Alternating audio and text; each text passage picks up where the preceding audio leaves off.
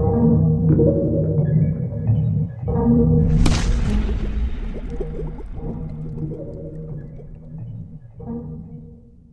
समय पहले की बात है। सुब्रतो लगभग 20 साल का एक लड़का था और कलकत्ता की एक कॉलोनी में रहता था। उसके पिताजी एक भट्टी चलाते थे जिसमें वे दूध को पका पका कर खोया बनाने का काम करते थे। सुब्रतो वैसे तो एक अच्छा लड़का था, लेकिन उसमें फिजूल खर्ची की एक बुरी आदत थी।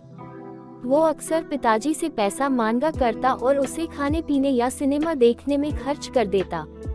एक दिन पिताजी ने सुब्रतो को बुलाया और बोले, देखो बेटा, अब तुम बड़े हो गए हो और तुम्हें अपनी जिम्मेदारियां समझनी चाहिए। जो आए दिन तुम मुझसे पैसे मांगते रहते हो और उसे इधर उधर उड़ाते हो, ये अच्छी बात नहीं है।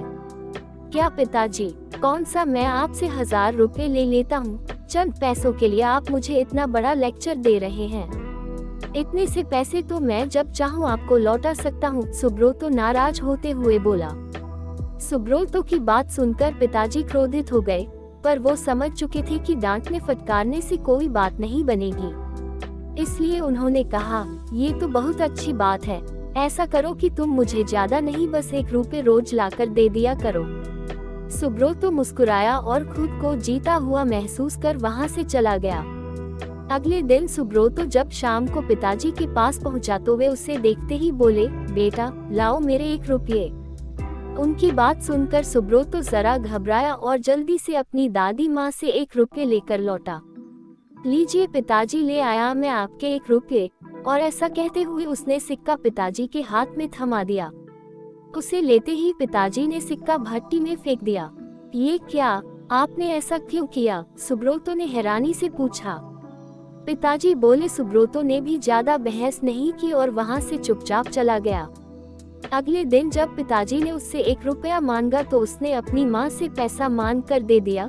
कई दिनों तक यही सिलसिला चलता रहा। वो रोज किसी दोस्त यार या संबंधी से पैसे लेकर पिताजी को देता और वो उसे भट्टी में फेंक देते। फिर एक दिन ऐसा आया जब हर कोई उसे पैसे देने से मना करने लगा। सुब्रतो को चिंता होने लगी कि अब वो पिताजी को 1 रुपये कहाँ से ला कर देगा। शाम भी होने वाली थी। उसे कुछ समझ नहीं आ रहा था कि वो करे क्या। 1 रुपया भी ना दे पाने की शर्मिंदगी वो उठाना नहीं चाहता था।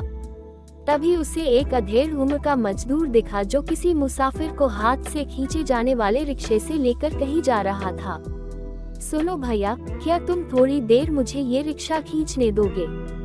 उसके बदले में मैं तुमसे बस 1 रुपये लूंगा, सुब्रतो ने रिक्शे वाले से कहा। रिक्शा वाला बहुत थक चुका था, वह फौरन तैयार हो गया।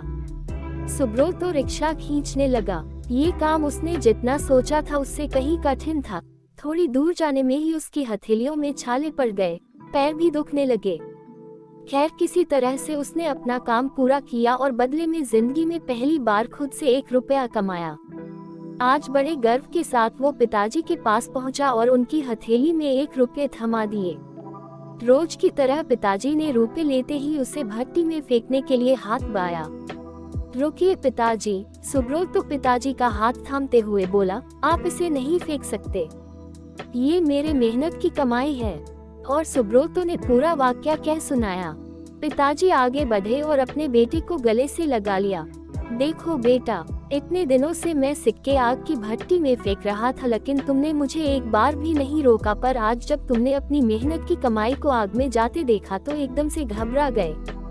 ठीक इसी तरह जब तुम मेरी मेहनत की कमाई को बेकार की चीजों में उड़ाते हो तो मुझे भी इतना ही दर्द होता है, मैं भी घबरा जाता हूँ। इसलिए पैसे की कीमत को समझो, चाहे वो तुम्हारे हो या किसी और के। कभी भी उसे फिजूल खर्ची में बर्बाद मत करो।